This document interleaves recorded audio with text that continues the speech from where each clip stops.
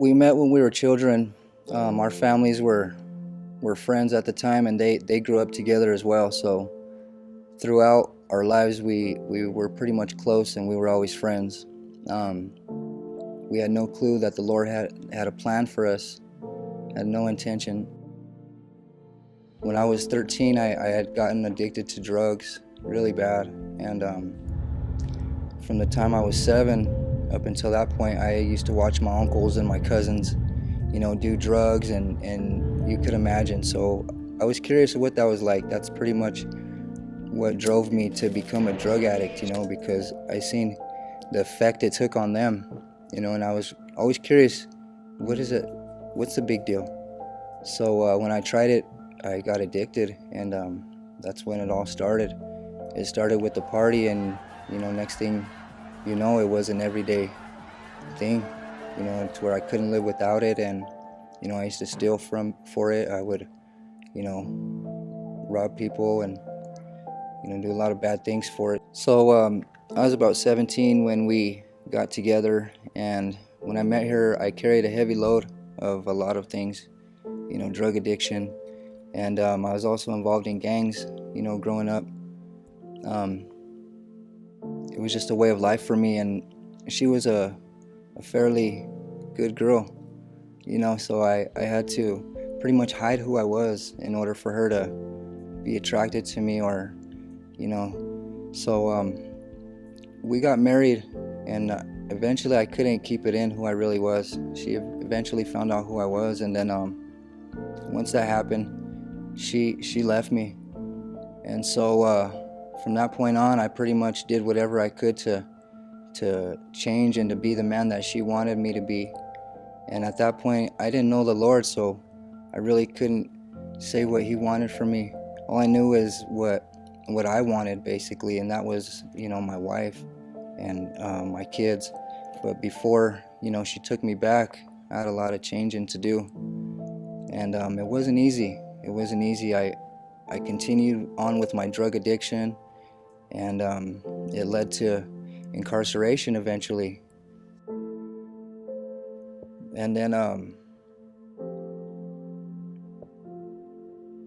I had gotten into it with this guy, and he had sprayed me really bad with some bear spray.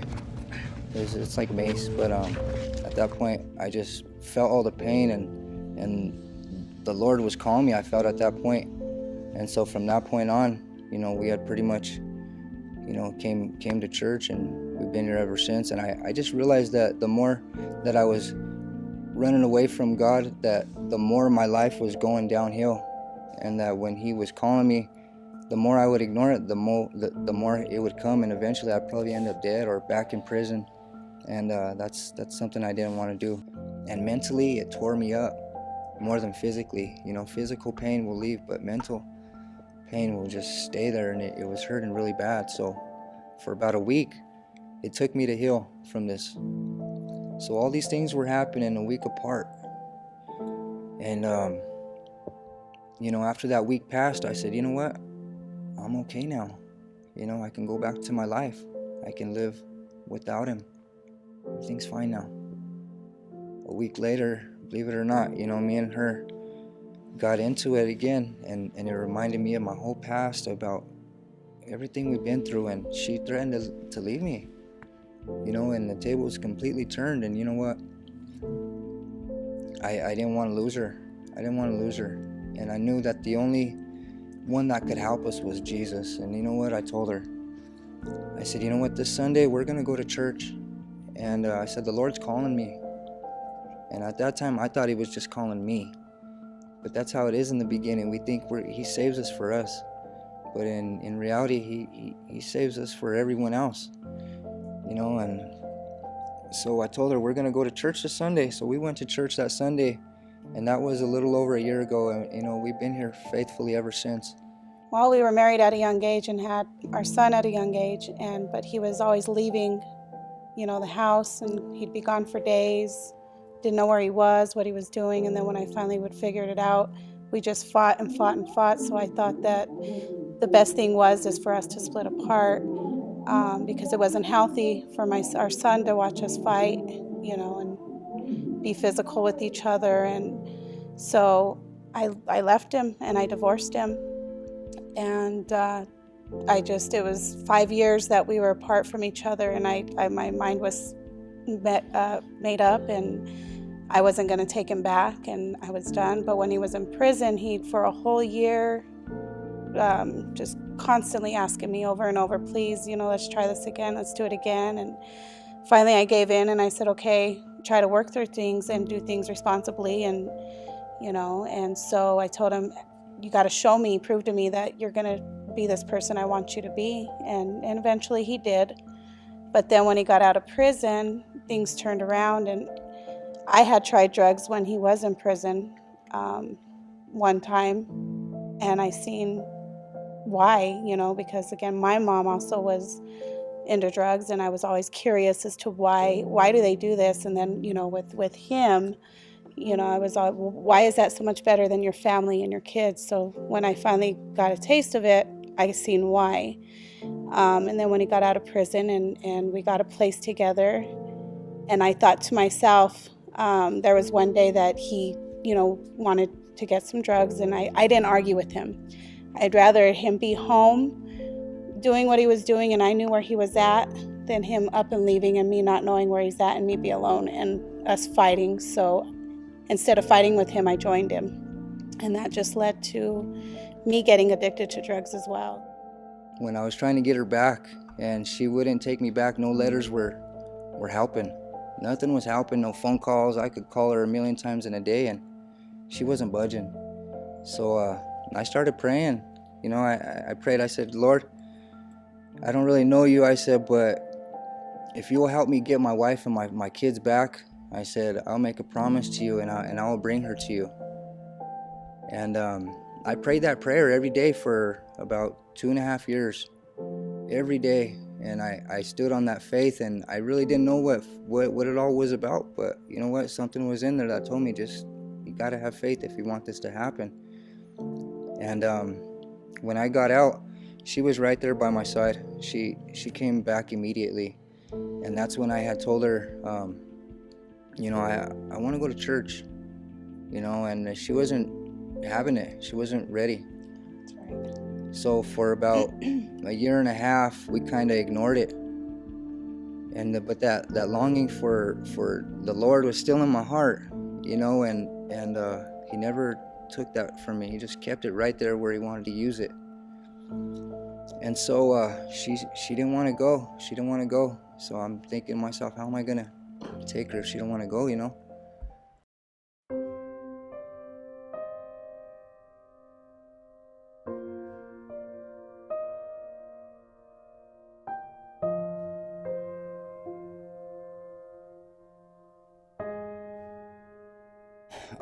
After living a life of complete pain and heartache and taking my family through the mess, eventually there comes a point where you just want to stop hurting inside. And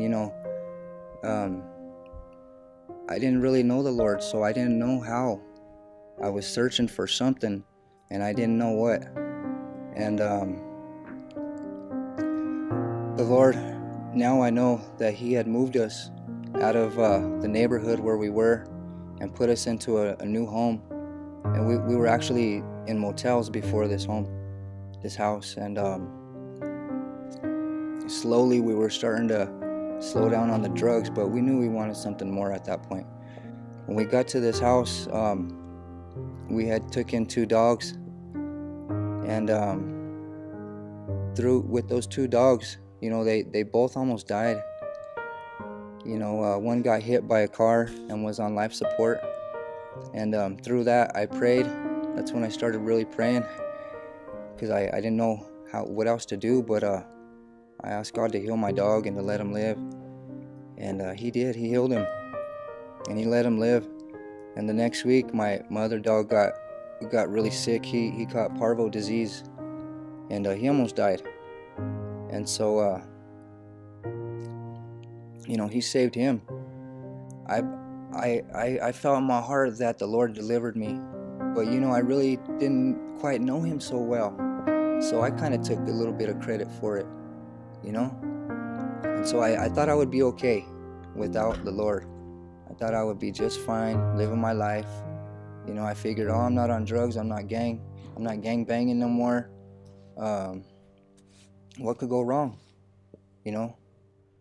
So about 6 months went on, and that's when my dog actually got hit by that car. And a week went by, he got healed. So I told her and myself I could pretty much start my life where I left off. Everything will be okay. My dog's fine now. Everything will be fine. So then my other dog got parvo, and he almost died. And it's amazing because I never really wanted to change over what happened to my dog.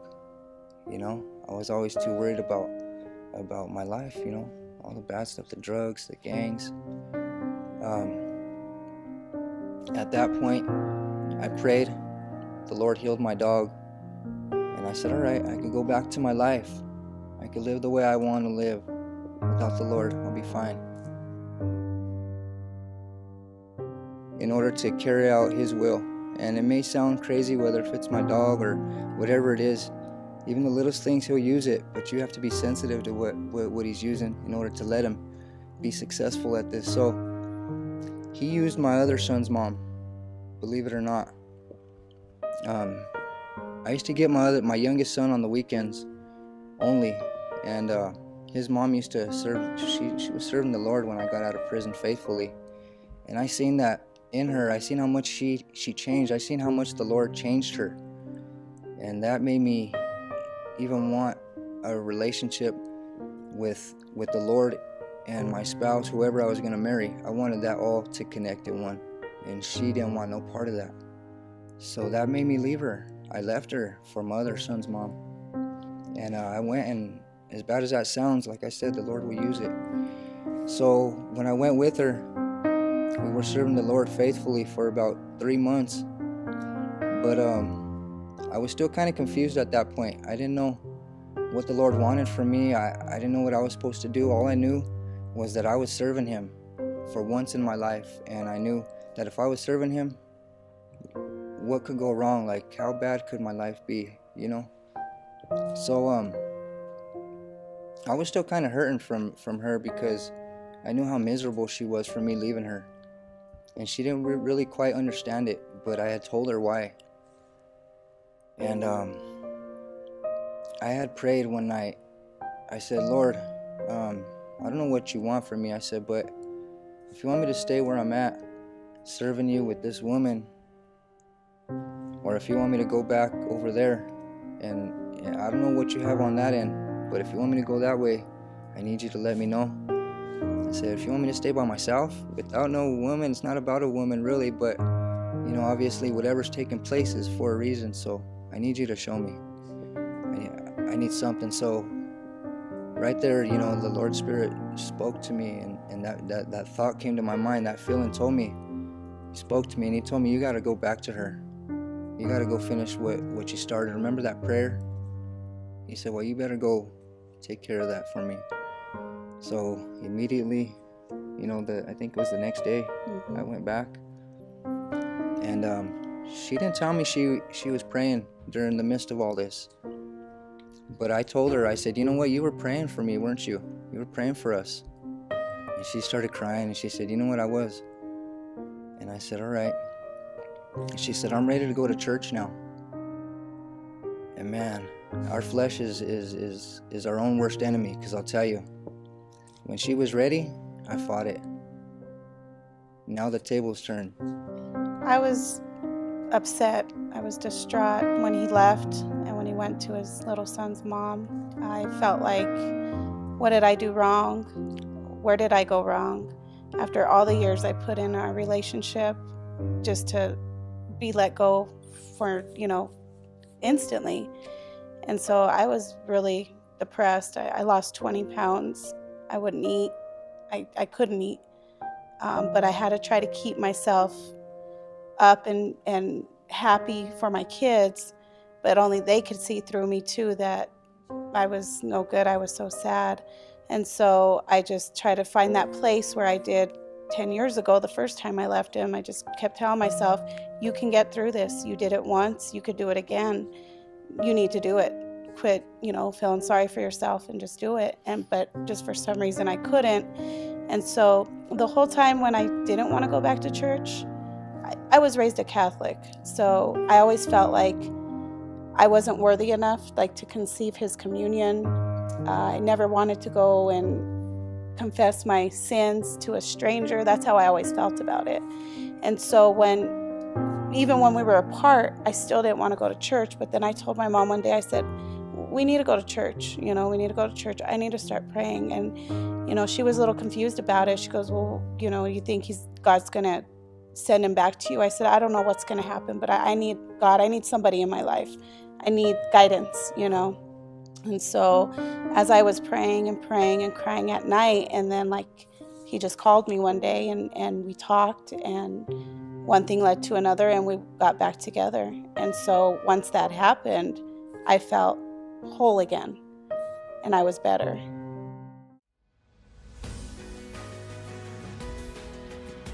So ever since I started coming to New Hope Ministries, little by little the Lord began to strip things from me, and I carried a heavy load when I came. He started working on me a little bit before, but I still didn't come completely healed. So one of my biggest things was my anger. I carried a lot of pride, from the whole prison atmosphere, the gang mentality. I completely had to be someone who I didn't want to be, really. But I had a lot of anger from what I had been through, from my family, putting them through all the stuff that I put them through, and just all the pain just had me real bitter. And so I came here to New Hope Ministries to serve the Lord, and I was praying and praying for this thing, and finally I had talked to Pastor Ray about my anger, and he had prayed for me. And it's been about 8 months now, and since then I have had no anger. Well, when he first got out of prison, we talked a little bit about getting remarried again, and I think we were both a little bitter about the way it ended the last time. And I know him at one point had said, I'm marrying you again. You divorced me. Why would I do that again? And then the more I would ask and he would push away, I was like, well, fine. I am not going to make that same mistake twice, So we just left it at that. And then when we started coming to New Hope Ministries, I think the Lord was convicting us because we were living in sin. We were living together, but we were not married. Whether we have kids or not, you still should be married. And so he kind of poked around a little bit about it, and I just kind of ignored it. And then his sister was actually engaged and going to get married, and so he said, well, let's start planning our wedding too. That kind of gave him a little push, and then it just stopped. So I just left it alone. And then finally, one day here at New Hope Ministries, I was praying and I asked the Lord, I said, Lord, if this is your will and we are supposed to be married and be together and be a family, let your will be done. I give this problem up to you, and this worry that I have, and I lift it up to you. And then I would say probably about 4 or 5 months later, we were having a barbecue with Pastor Ray and Sister Lola, and Ronnie just out of the blue said, oh, we're going to get married. Pastor Ray's going to marry us. And I'm like, what? Wait a minute. He called the next couple of days, set a date. We had 2 months to plan our wedding, and we did it. And it was the most perfect day. It could never have been more perfect than what it was. So I think it was the Lord. He convicted us and he led us to be married, and he answered my prayer.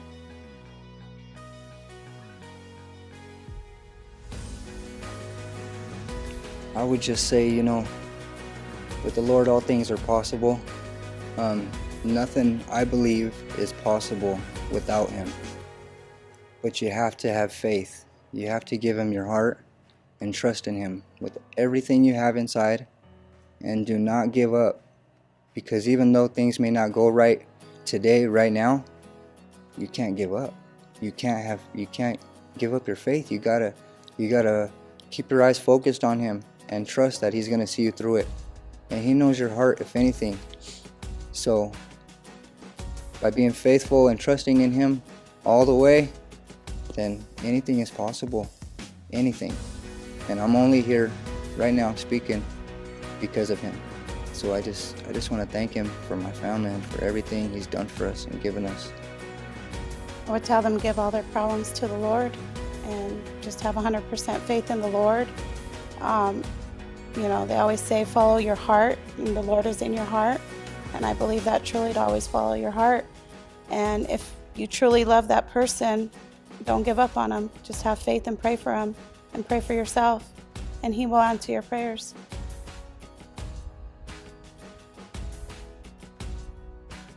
New Hope Ministries, first and foremost, has shown me the true power of the Lord. I grew up as a Catholic, and I've been in a lot of churches, and I've really never been able to encounter a relationship with Him or even felt the presence of God. And the second I stepped into New Hope Ministries, I just felt His presence, and it's something that I can't ignore. It's so powerful, and it's the missing part that I've always been longing for. Since we've started coming to New Hope Ministries, we have plugged in to every ministry that we have possibly been able to. We do street ministry on Saturdays. We're at prayer nights, which is on Monday night and Friday night. Normal services on Wednesday evening, and there's 2 services on Sunday. So by staying plugged in and being here every chance I could has really helped us stay close to the Lord, and also my children are plugged in as well. My son has just started with the youth with the youth ministry, and I believe last night he was able to give a message to the youth. So through all that, the Lord has used my family, my kids, and that's been the biggest blessing of all. And I just couldn't see myself separating from the presence of God at all. For the rest of my life, I couldn't see myself anywhere but right here at New Hope Ministries, where I belong. It helps me to see that my children are being guided in the right direction through the presence of the Lord. They love being at New Hope Ministries. There's a lot of things for them. My girls go into missionettes, and so they get to learn lessons, and they learn about the Bible, and have fun with it instead of having to sit and just not enjoy what they're learning about the Lord. And so I appreciate that. And we also, me and Rodney, became ushers at New Hope Ministries, and I love it. It's great. It helps me be more connected and closer to the Lord. I'm glad that we made this step to come here to New Hope Ministries. You can expect to be welcomed with open arms, kindness, and be loving. Everyone's willing to help you out, no matter where you came from. You don't have to be top-notch, clean, rich. If a person that has lived on the streets and they come in here, they're going to be welcomed just like that next person. The staff and the pastors are all nice. They go out of their way to ask you how you're doing. Always greeting you with a smile, hug, a handshake. It's just very warming and welcoming here at New Hope Ministries. I would just like to say that everyone here at New Hope Ministries has been through a trial. Everybody here has a testimony, not just me. That's what I can relate to. That's what brought me here, is that everybody has been through something and knows what I have been through. And therefore, my pastor has been through the same thing, so he can connect with me, and he loves everybody. All the pastors do. Everybody that has called New Hope Ministries home has open arms welcome to anybody, race, gender, you name it. You're more than welcome here, with more than love. And just, it all has to do with the love that God has to offer. Without that, there's nothing. But that's all that's here. So how can you deny that or want to be away from it? If anything, it draws you near, and it makes you want to be there. It keeps you there. So I just thank the Lord for all the people that are here, and my pastors. I love them. I love all of them.